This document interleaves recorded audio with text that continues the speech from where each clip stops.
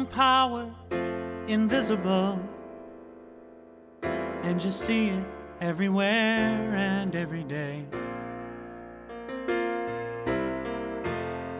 One power, indescribable, and you speak of it with every word you say.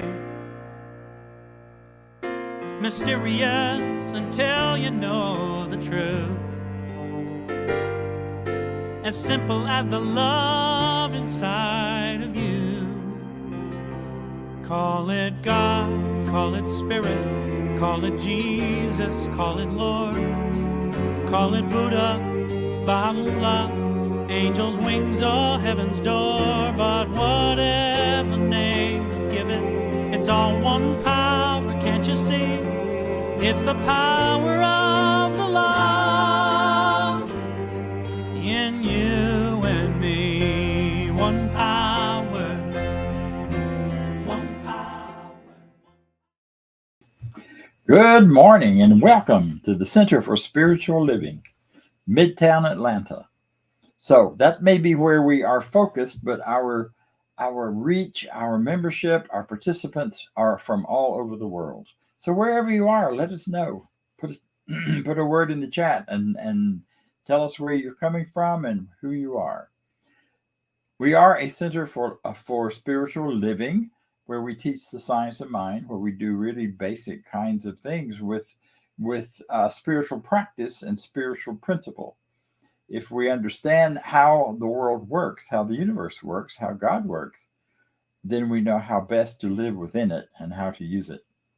This is a place where you are welcome, whoever you are. Part of what we know is that you are each an expression of the divine. You are each an opportunity for that life that is God, to move through you and move through us in a way that allows you to just show up as who you are.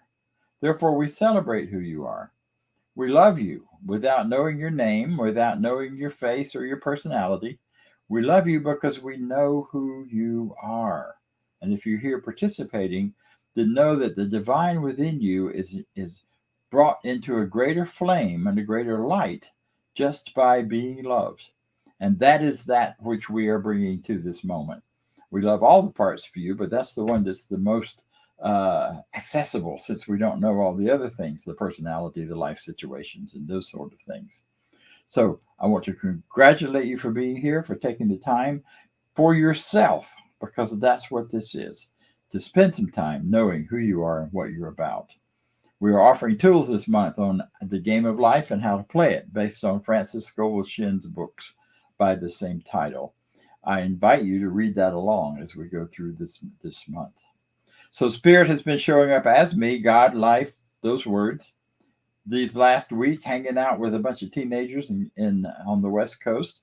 It's our national teen camp, which happens every summer. We had about 65 teens there from all over the country and had a marvelous time. I got energized up in the morning, running up and down those hills with chasing teens, not really chasing, just trying to keep up with them. And it felt like chasing sometime. So I've had a great week. I'm happy to be back, and I will share more about that perhaps at another time. So what I'd like to share now is a little more about who we are and what we teach and what we believe. Hear that now through our declaration of principle.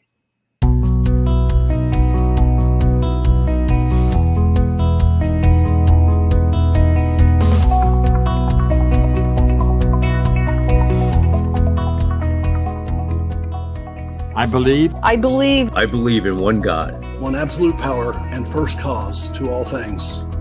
I believe that this power is perfect love and creates out of a desire to express love. I believe all thought is creative, and how I choose to think creates my personal experience. I believe in the unity of all life and the immortality of the individual soul, forever unfolding. I believe in the eternal goodness, the eternal goodness of God, the eternal loving kindness, and the eternal givingness of God to all. And so it is. And so it is. And so it is.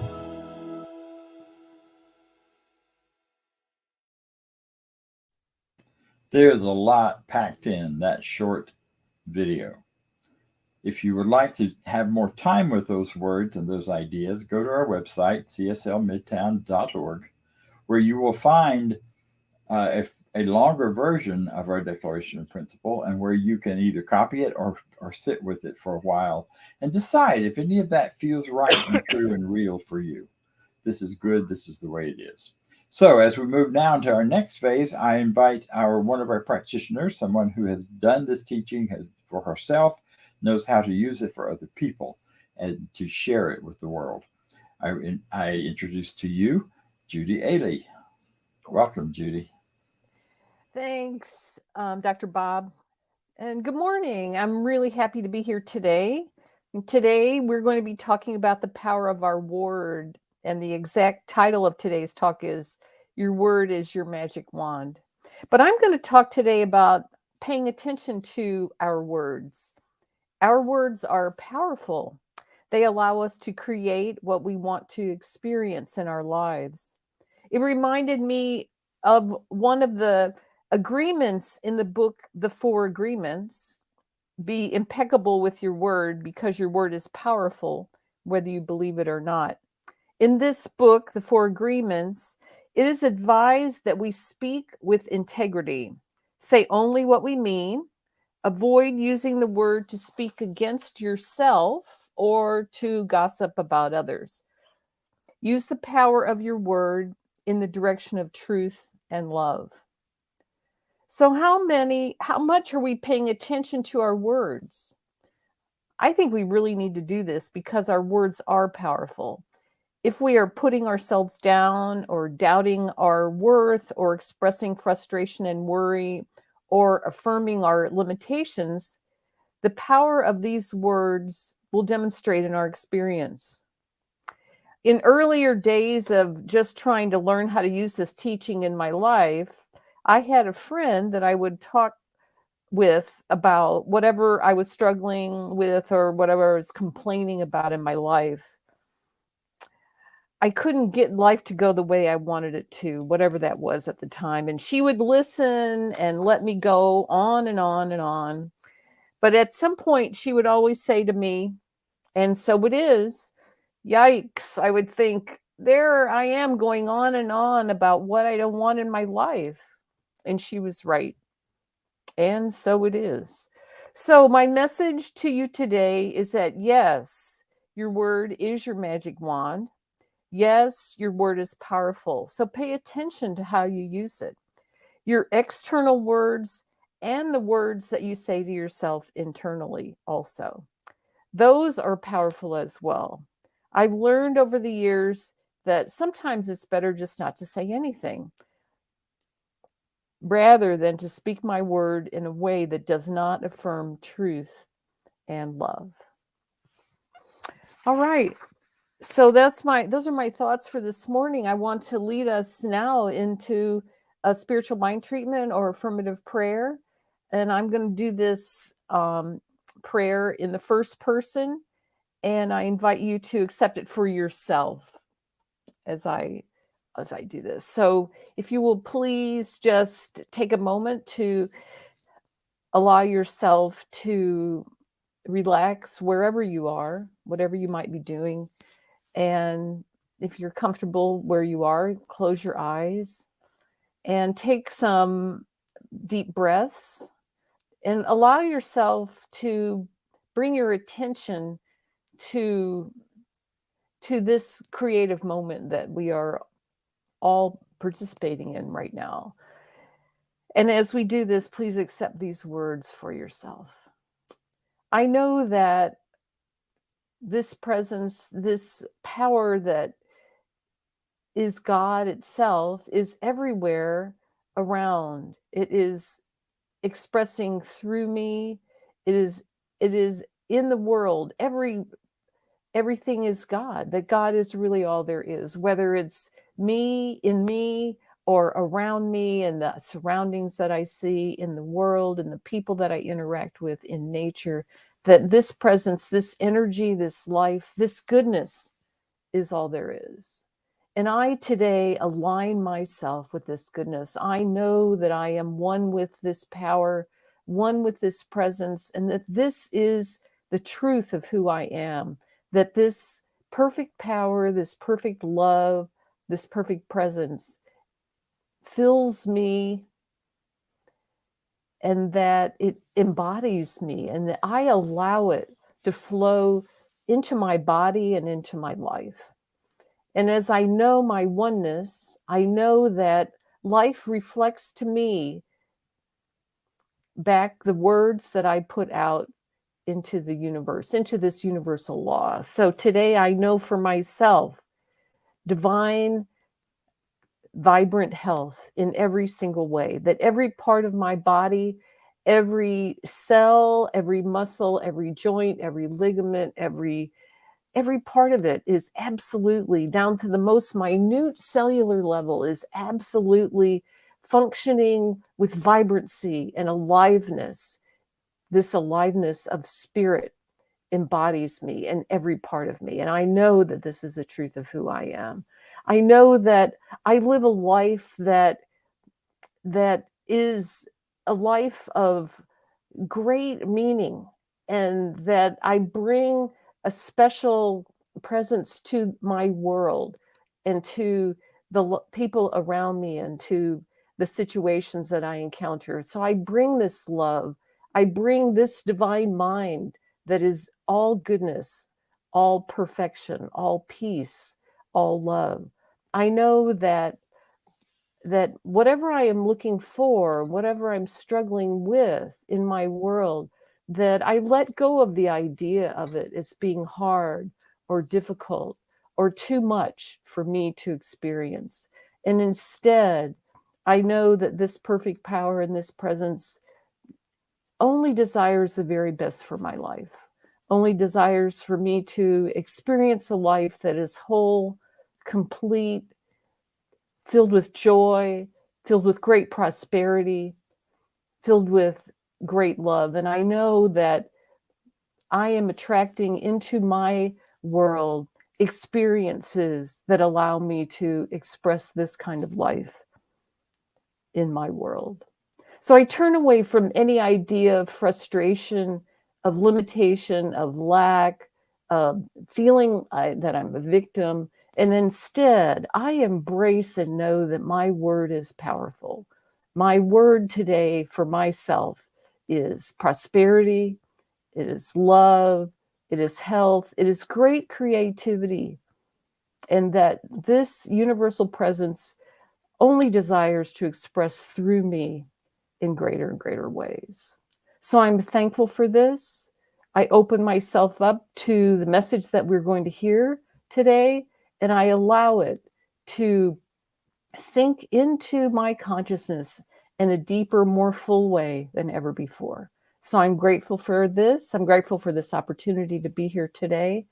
And I just release these words with great thanksgiving now, and as together we say, and so it is.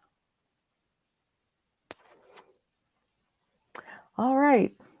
We have some inspirational music next. Here we go.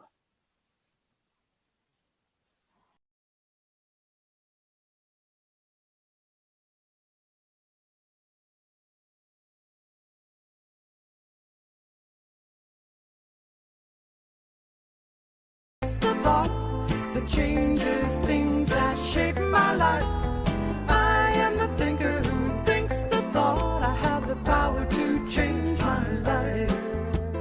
I am the thinker who thinks the thought that changes things that shape my life. I am the thinker who thinks the thought. I have the power to change my life. And if you ask me who am I am wisdom, I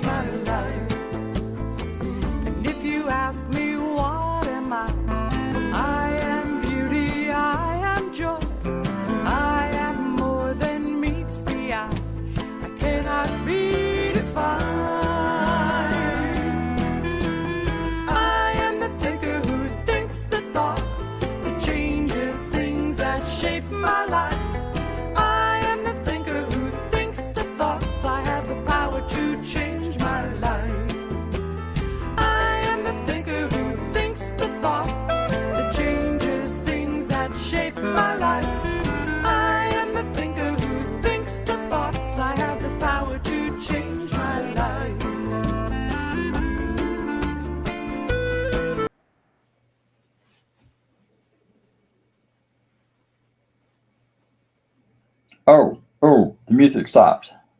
You know, when I was a kid, I absolutely believed that orchestras were directed by the director holding a stick. And that stick had some magic power that brought everything and everyone together. So when I'm 9, 10, 11 years old, people saw me walking around town waving the stick. I didn't know how to conduct or direct or anything or what exactly went into it. I just knew that when I did this, music was going in my head and I heard it and it was awesome. And then a little later, I actually added a stick. I decided, there are a lot of different parts in an orchestra. So maybe a stick needed to have branches on it. So then I figured out, and I really worked really hard to find just the right stick. And I had little branches for every part, for the trombone, bass section, for the drums, for everyone. And then I would walk around town doing this. Now, yeah, you might think I was crazy, but I was only 9 years old, and I had magic in my mind and magic in my world. Well, don't you wish you had a magic wand that you could wave over anything and make a change? My magic wand as a kid was that stick. And the magic was not in the stick. The magic was in my brain and my word and my willingness to then carry on and do the work needed to become a choral conductor and an orchestral conductor. And at one point in my life, for a period of time, I could stand up in front of people on a stage, do this, and the music would start. It felt like magic. It felt like such great goodness.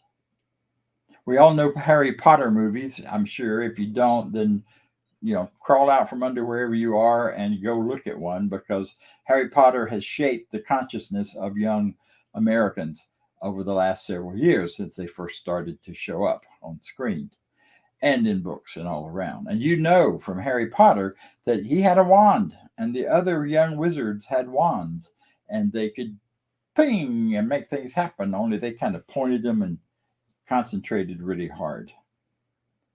Wouldn't it be nice, though, to have a wand that would relieve pain, that would free you of your suffering if you're suffering, that would allow you to feel really good about yourself and maybe others in the world around you?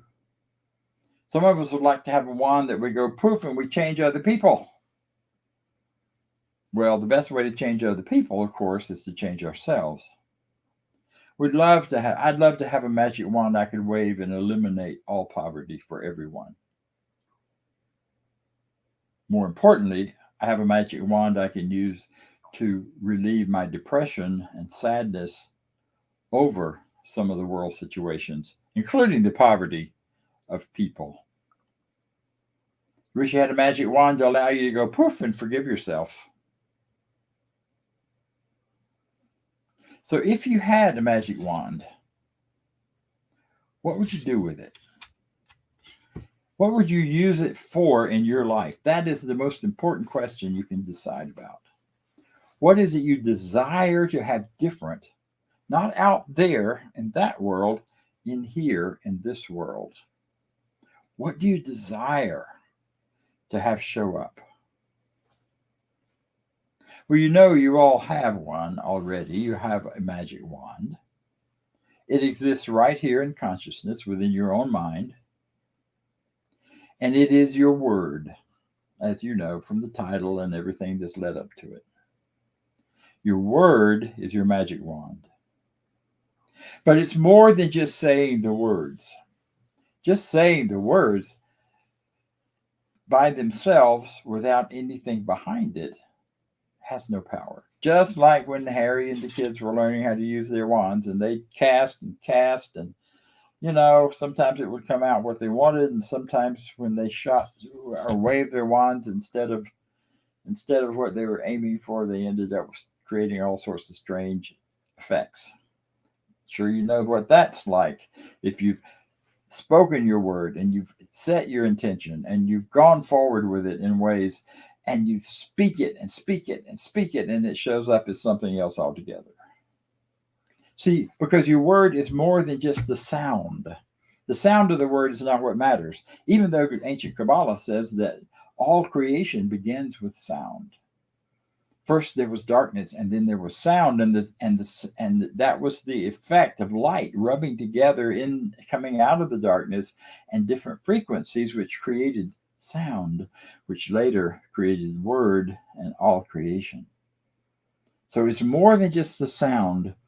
It's more than just making a sound to try to overcome what's going on around you. When I was a kid, I used to go to the movies a lot. First, we lived right across the street, so I just ran across the street.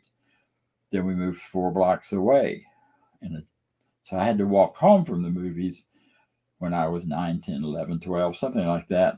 And I would walk home in the dark. There were a few street lights, but mostly the town was pretty dark.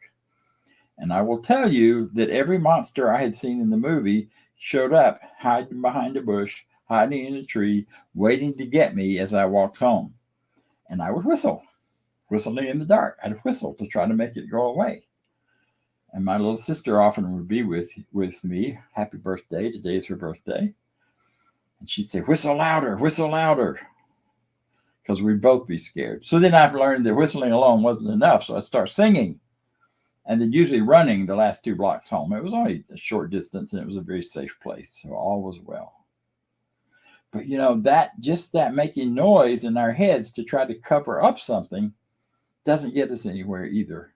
Speaking words that have no power are words we don't believe in. See, speaking your word of truth, your word of belief, your word of knowing, and knowing that you know, that's the magic wand. And that's the part that works. And that's the part that brings about great change. It goes beyond fear. It goes beyond all those objections you may have heard about what isn't true about something.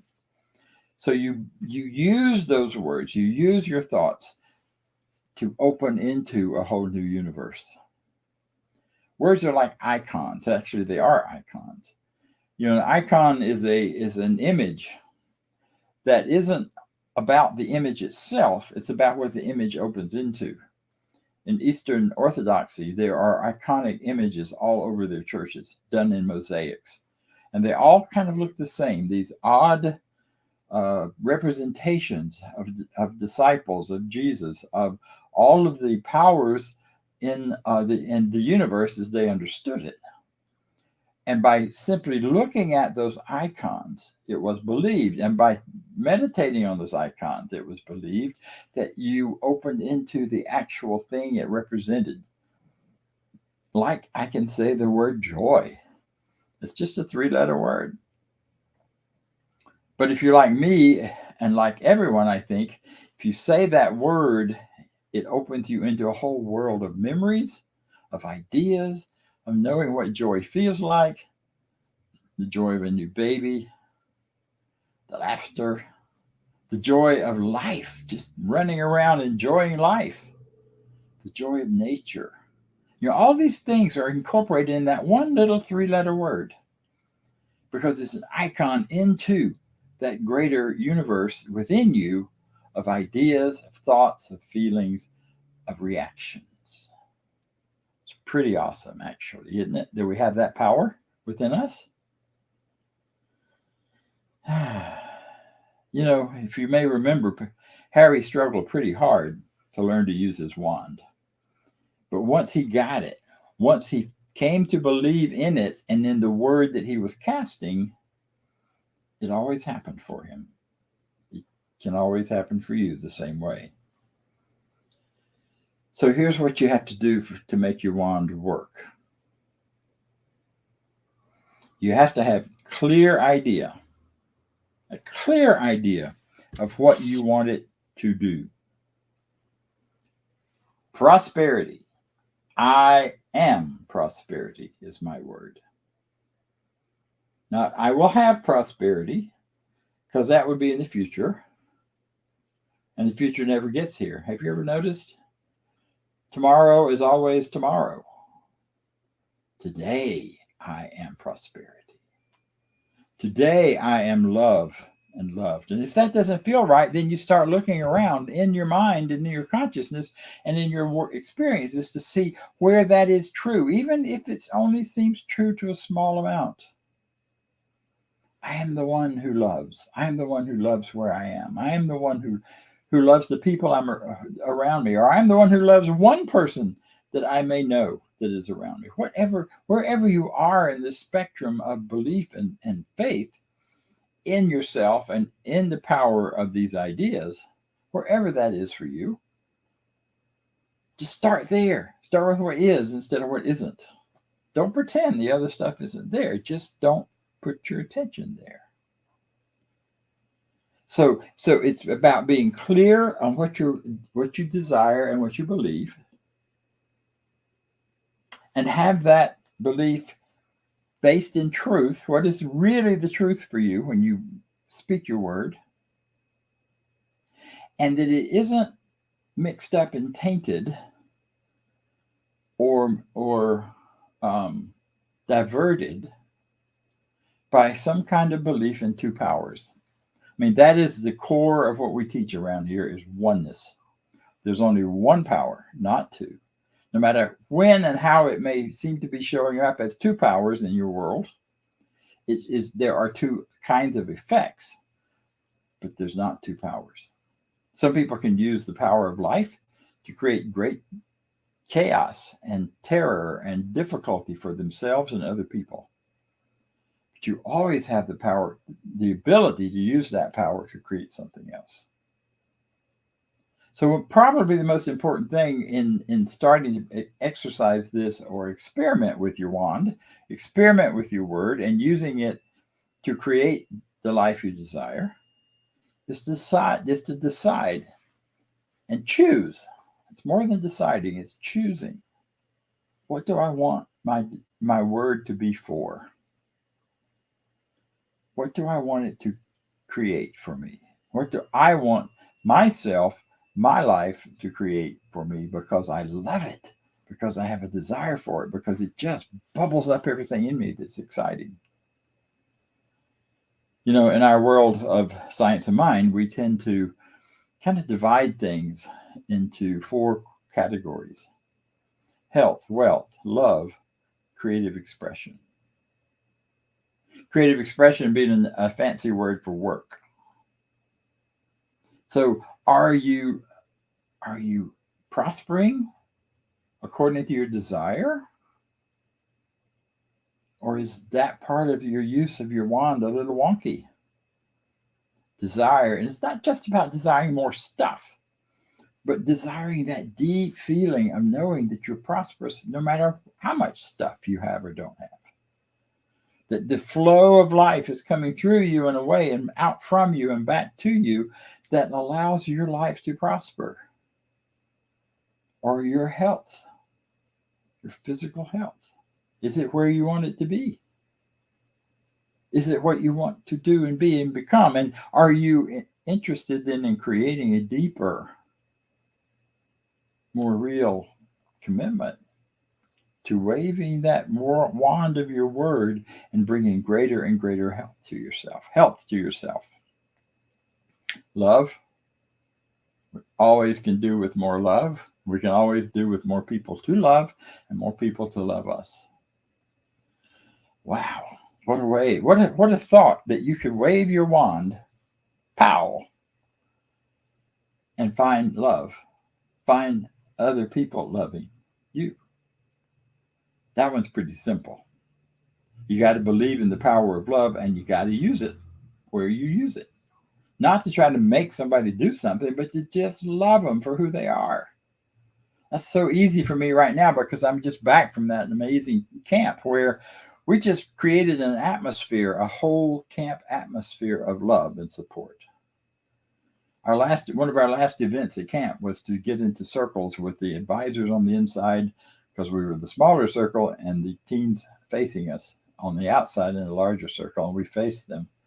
And in silence, we just slowly moved around the circle and looked eye to eye at every teen and felt and believed and knew within us we loved them, every one of them, even the ones that were feisty and sometimes not behaving the way we wanted. None of them did anything other than be themselves, and all we did was love them. It was one of the most powerful experiences I've ever had. And there was a lot more that if I tell you about it, you got to come to camp and either be an advisor or a teenager to experience and to know it. But the love was flowing so easily, so freely. But many of us do have difficulties in our loving situations with people, with relationships, with family, and with others. You can use your magic wand to change that and to work. To love your work and work your love.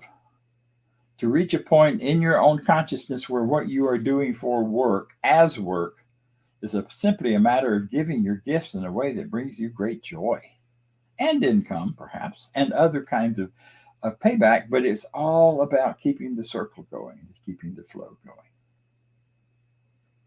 Yeah. So once you get an idea in your mind, this is my project. This is what I really want to bring forward. This is how I want to use this wand to create something better for myself, to go Shazam or abracadabra or whatever words you use, to bring some new magic into your life. We here in the Science of Mind teachings and teachers have a practice that I kind of think of as improving your wandmanship or wandwomanship, improving your ability to use your word to create the life you desire. Because here's the catcher that sometimes is missed by people or sets us a little on edge. And that is your words, those words that are backed by what you really believe about something or someone, are your magic wand, and they are always working. Holy Moses, who knew? Who knew? They're working whether it's according to your intention or not. It may be unintentional, but you may be carrying a whole lot of feelings about something, about love being difficult and painful and loss focused and hurtful and all of those negative kinds of things. And with that, there's always a demonstration. There's always your wand bringing into your world experiences to back up what you're believing, what you're saying, what your word is about. But we're going to talk today about this tool that we teach that helps you hone that in and become much more purposeful and focused and more effective in wielding your magic wand. Excuse me. Now, here's where you start. We call it spiritual mind treatment, which sounds like a big, complicated thing. It isn't.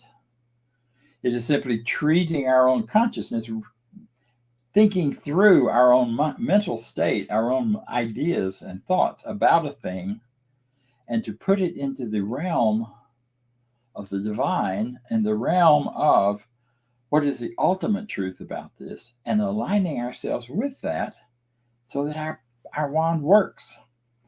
Harry Potter's wand worked because he gathered to him through these ideas the power of the infinite, the power of the universe to come into and focus on that which he desired. Shazam. I know that's not what he said, but that's what I said. So the first part of a spiritual mind treatment, the use of your magic wand, is to gather into your consciousness all of the ideas you can think of and that you know about this infinite universe in which we live, which we move and have our being. What is its qualities? What are its what is its nature? What are its qualities? Qualities like love, creativity, peace, harmony, power. And we gather them from the perspective of that which we're wanting to use our wand for, not just on any old thing, but what do you want to use it for? If I'm using it to create greater prosperity, boom, then I start with knowing this amazing universal prosperity in which we all live. We have a prosperity of life forms. We have a prosperity of lives within us. We're not just an individual life. We are the carriers of millions of other life forms, which are here and within us to support our life and our ability to move through time and space on the planet. So if you're creating the idea of love, of greater love, then it's recognizing all the ways that love shows up in the world. Loving color, loving beauty, loving people, loving experiences. Just seeing it as an ultimate, infinite knowing that there is only one power. That power is love. That power is prosperity. That power is truth. And that power is yours within you. Second part of it is to recognize that you live in this universal field of energy and information, which you have just named and defined for yourself. I'm creating my universe of prosperity, where it's flowing easily and freely to me and out from me as I seed the prosperity in the world around me for other people and other events and things. I know and believe that I'm so immersed in a world of prosperity. Look around and you see so much of it. Billionaires, more billionaires than ever on the planet. That simply means there's more for all of us and more opportunity. Now, I know if you just look on the outside with only the outer eyes, you'll hear a different story. That those people are sucking up all the good and they're sucking up all the potential and all the possibility. Not so. You can create the potential and possibility within yourself because it's already there. You can create the use of it by recognizing that you stand and live and breathe and move in a universal prosperity that cannot be denied you unless you deny it from yourself. That's who you are. I am prosperity. And then you move on to the next step. What are you really wanting to bring forward? What are you believing in that you know that you know that you know? What is your greatest desire to create in your life? If you could use your magic wand for anything, knowing it would always work, poof, what would you use it for? And then you go about the business of claiming that, of naming it, of speaking your word. Speaking into your own consciousness, the icons, the ideas that represent and represent so much. It's an interesting phrase now going around among on the internet and everywhere else. It's, what do you represent? Represent. Just get up. Represent. Represent yourself. Represent your truth. Represent your belief. And I don't know about you, but as soon as I declare some of these things, if I don't believe in them 100%, if I don't have the faith in them and faith in myself and faith in the power of consciousness to create, then other ideas pop in. Yeah, but I am prosperity personified. I know that. I believe that. It has proven true in my life again and again and over and all through it. Do I have $1 million in the bank? No. I don't need that to prove the truth of my teaching. I know where my supply is. I know that wherever it is, when I am requiring it, it comes to me. And it flows through me. Now, yeah, I got some cushion in there. Nothing wrong with that. But you don't have to be a millionaire to be prosperous. And if you define being a millionaire as prosperous and you become a millionaire, that won't be enough. Because then you're going to need to be a billionaire to be prosperous. The prosperity comes from the consciousness of prosperity. So declare it, know it. And then when all those ideas come up, well, if I'm so prosperous, how come? How come my bank account is overdrawn? How come I'm not able to do the things I want to do? How come? Or it's just not true because of those things. See, that is a subtle belief in two powers. That there is prosperity and as a oneness, as an expression of the infinite, and something else. And whatever that something else is what's causing the problem. The devil made me do it. Well, we don't really believe in that anymore. And yet, I think we have subtle beliefs that there are processes and people outside of us who have the power to control what we are on the inside. And that is just not true. So what we have to do then is work with that denial step to say there are ideas coming up that I've picked up in the world that I've gotten from various people and places that just are not the truth. Not when you start with the idea there's only one power and it is moving through me, in me, as me, period. Now you may have to do that little dance for a long time, that affirm and deny. I affirm I am prosperous. No, that's not the truth. I affirm I am prosperous. No, that idea that I don't have enough money is not true. Until you reach a point where you can say clearly, I am prosperous. And you feel it, and you know it, and your heart sings it. And your word just flows out. So you release those beliefs in two powers. You release your fears. Fear is simply faith in something you don't want. Faith that the thing you don't want will happen. So you turn that around. You don't get rid of faith. You just change the direction of it. That's what repentance means, going the other way. If you have unforgiveness about something or resentments that you're carrying, it's hard to be treating for prosperity, knowing that prosperity is coming to you, and then seeing somebody driving by in a car that's much nicer than yours and resenting it. I used to get mad anytime someone cut me off if they were in a nicer car than mine. If there was some beat up thing that I wasn't sure would even make it out on the highway, I didn't mind. I'd be very thoughtful. How about being thoughtful for the ones who forgot what you want? How about loving that and loving them? And then you just rinse and repeat. You keep wanding and speaking your truth and getting truer and clearer until it all starts to show up. And then that next step is gratitude. If I know that I'm prosperous, what can I feel other than gratitude? No resentments, no fears, no divisiveness, only gratitude. Gratitude for all that there is. Gratitude for who I am. Gratitude for being alive. And then we have the release step, which is simply to release it all. Know that I've done it. I've got the work there. I release it because I don't. Imagine if Harry had gone around all the time checking to see if his wand was still working.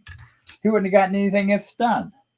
You don't dig up a seed to see if it's starting to sprout. You let it be for a while. That's what we do with the last part of this. And then you trust in deep faith that it's coming to pass for you. So here's the kicker, and then I do need to move on. That is, guess what? There ain't no magic. That's good English, right? Ain't no magic. No such thing in the real, truthful world. We have many things that appear magical. I'm not saying we don't. We use that adjective a great deal, and it's a good one. You know, the magic wand is only magic because of the consciousness that's wielding it. The magic spiritual mind treatment, the magic of your soul, the magic of all these things are simply descriptions of that say they appear to be something more. Years ago, a friend and I went to the Harry Potter store in New York City. We had his young kid with him, and they went in and had the opportunity to buy one thing. So they bought a wand in a box. It was beautiful, well carved. It was lovely, a lot prettier than this thing I've been waving around. And he was so excited. It was like $45, something like that. Maybe more. I don't remember. That was a long time ago. That youngster is now grown up. But when we got outside after we bought it, he immediately pulled it out of the box and started doing this with it. And then he started to cry. It ain't working. There's no magic in the wand. There's no magic in any of this. But what there is the alignment within yourself with the universal truth and how it works. It isn't magic, it's natural. It is natural law. When you know what you want and you desire it and you believe in it, isn't it amazing how it shows up? I've had so much magic in my life. I had a whole list of examples here, but we're about out of time. So I invite you to think of the examples in your life that may have appeared to be magic. I began to get very clear back, about 6 years ago now, that I wanted to be back in Atlanta with my grandchildren and with my family and my daughter and my son-in-law, and back in the place where I first learned this teaching. And poof, out of the blue, the former minister here called me and said, I am going to be leaving. Are you interested in coming here and taking over this center? My answer, of course, was immediately yes. And the timing was perfect because I was at the end of 2 projects at home office where I was working at the time. And the time was just absolutely perfect to move back here. And I have moved not back here, but forward here, and found wonderful new experiences with the people here, with you, and with more. See, there was no magic in that.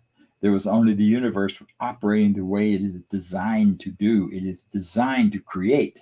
And the power of that creation comes from our magical words. Our words of power, our words of truth, our words of faith. And there's a good reason, because those words of faith are the very best for us. All of this is coming from that wonderful book, or these ideas at least were started there. So I will leave you with one quote, and it's this.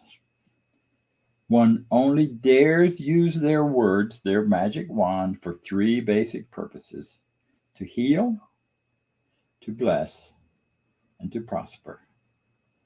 And in that, know that what you say of others is said of you. What you wish for others is applied to you, as well as what you wish for yourself. Because you're wonderful, absolutely without question. You're an expression of the divine. So am I, so it is. Thank you. So it is. Thanks. Thank you, Dr. Bob. That wonderful talk this morning about the power of our words and what we can do with them, and the power of prosperity in our life and the law of circulation, which he was just talking about at the end. So with that, you have an opportunity to give now to support this wonderful center for these ideas that we get every week that share and grow and enrich our lives. So if you would, you can donate at our website, www.cslmidtown.org/donate, or scan the QR code. It will take you right to the site to donate. You can set up a one-time contribution or an ongoing contribution, whatever works for you the best. And if you will, say our affirmation of prosperity. I live in a universe of abundance.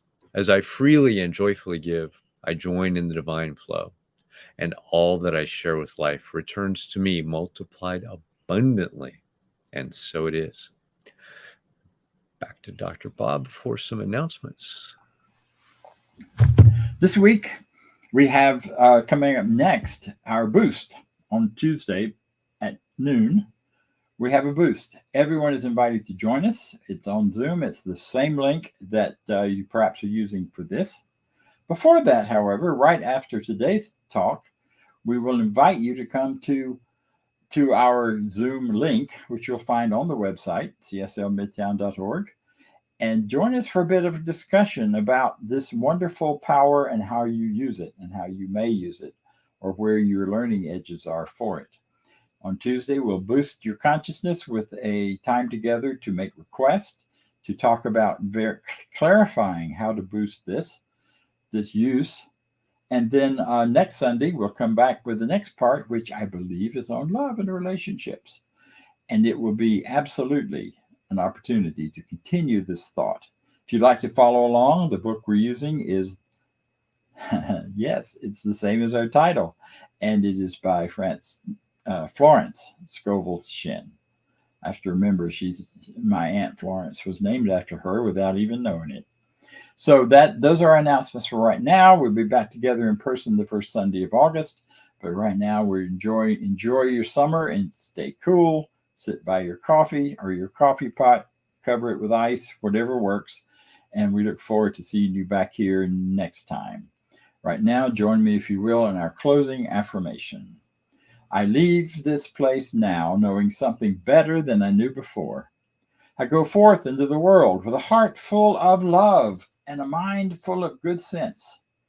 I look at the world in a greater way, knowing that I have within me everything I need to create the life I desire. I give thanks for this understanding. I am grateful for the spirit of life that lives through me. And so it is. Thank you all. See you next time.